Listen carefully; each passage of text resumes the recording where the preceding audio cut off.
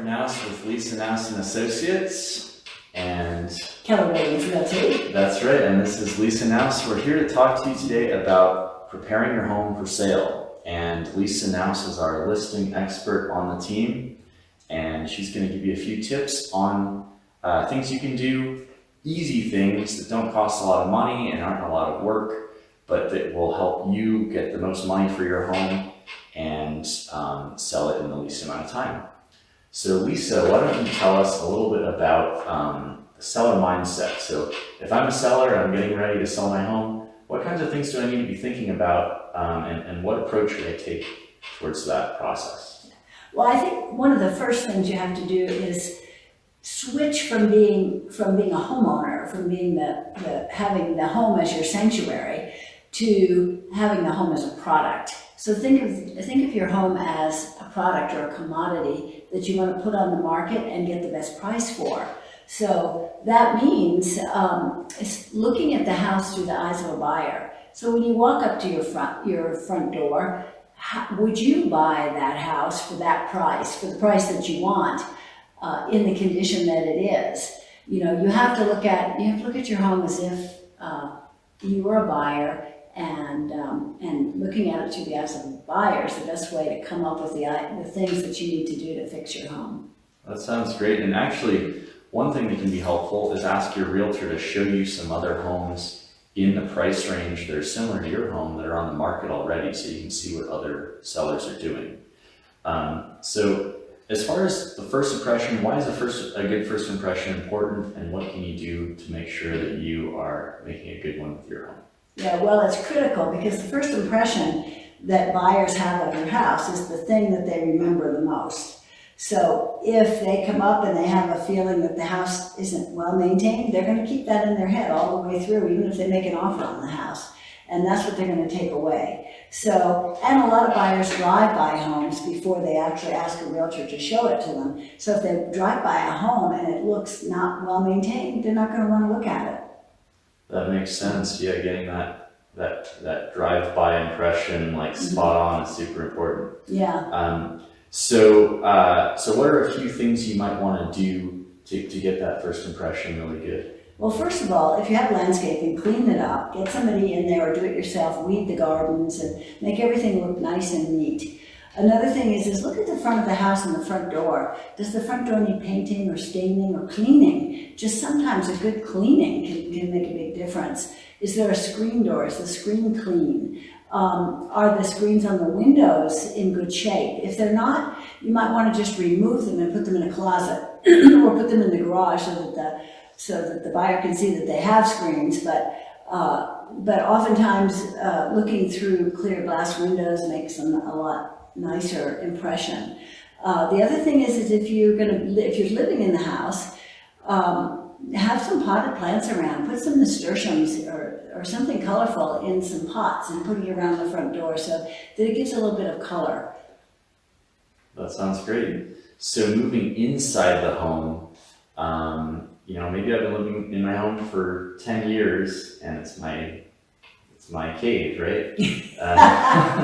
Man cave. Right, sure. What are some things I can do to kind of spruce it up and make it really appealing to a buyer? Well, the very first thing, absolute first above everything else, is declutter. So take down family pictures on the walls. We want to make the home look as generic as possible in a way so that when buyers come into the house, they can see their own furniture, their own pictures, their own belongings in the house. It doesn't mean take everything down, but take all the family photos down, because buyers and realtors and everybody gets distracted by those. People think about the people and, they're thinking about their own grandkids, but they're not thinking about looking at the house. So it distracts from the buyers seeing the house.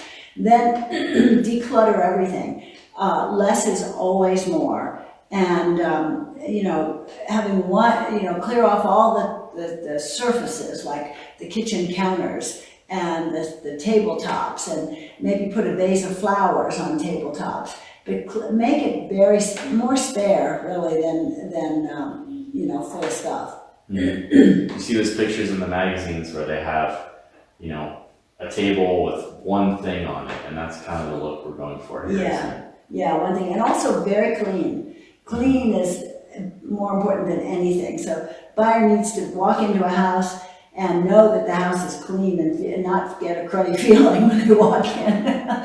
And the other thing is no super scented, what are those things you plug in the walls that have that plug in they plug in the switches that have a very strong scent. Don't do that. They're mostly a chemical scent, and some people are allergic to them, and then they're overwhelming. Better to use a few essential oils in the diffuser, light like lemon or orange or something or lavender, something kind of lightweight, or use natural products, because again, there are a lot of people that have allergies, and you don't want to turn off anybody when you're trying to sell your home.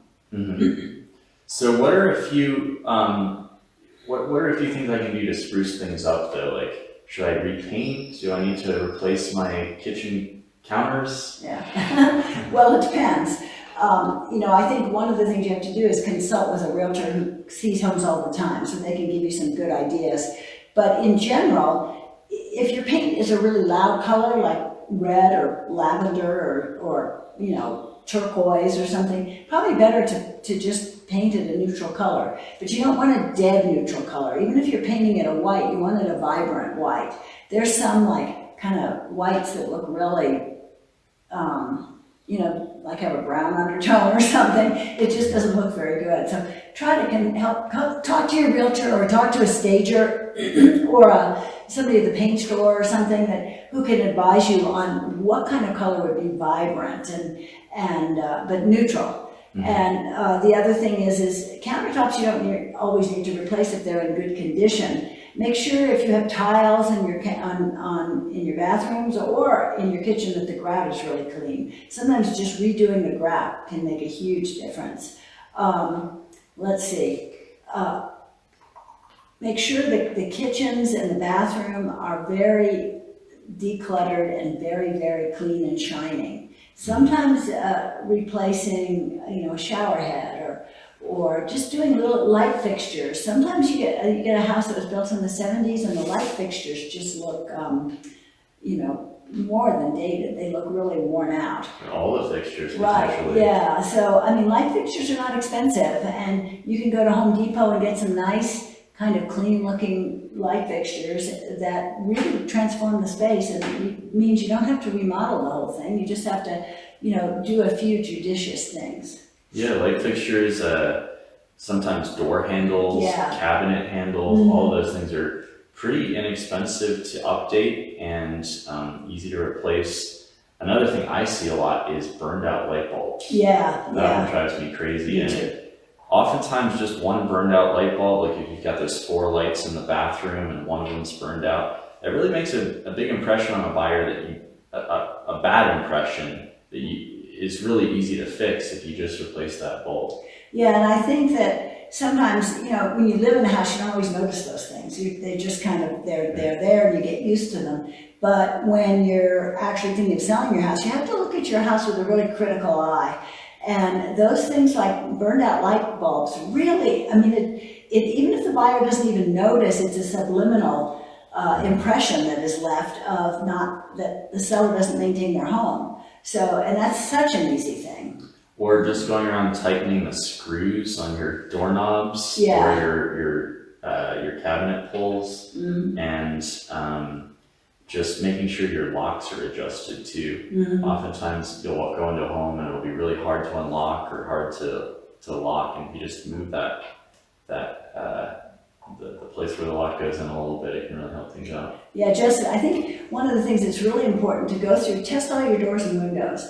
Make sure the windows open, they close, they lock, they latch, the doors latch, they open, they close, and that nothing's jiggly. And the same thing with your bathroom faucets and your bathroom and the toilet. Oftentimes you can just tighten it, but sometimes the toilet's a little wobbly, and that's something that always comes up on the inspection report. So. Right. Mm-hmm. So these are the easy things. Obviously, there's lots of other things you can do that might cost you some money. What we recommend is before you attempt any kind of big remodels or big repairs, is you talk to a realtor, because oftentimes people will spend a lot of money, and we've seen this many times. They'll spend a lot of money to do some really nice remodels that would be perfect for them, but they don't actually increase the value of the home because other buyers, people who are coming to buy that home, aren't looking for that. Yeah, you don't want to put in a whole new kitchen and then have a buyer buy the house and tear out the kitchen and put in a whole new kitchen. That just doesn't, that's just a waste of resources. So it's almost, sometimes it's better not to remodel it. You just have to speak to, if you call us, you can, we can help you with that, because we invest in homes ourselves and we've had experience remodeling homes, and we like to help people get the most for their money. Yes, so our contact information will be in the description for this video. If you're on our Facebook page, we should be pretty easy to find, and we'd love to help you. So thank you so much. Comments? Well, I think, you know, if you're thinking of selling, it's an exciting journey. You're moving off to a new adventure, and I think if you look at it from a really positive point of view, that it can help you achieve your long-term goals, it can be a really fun process, and we can help you make it more fun. All right, thanks so much. Thank you. Bye.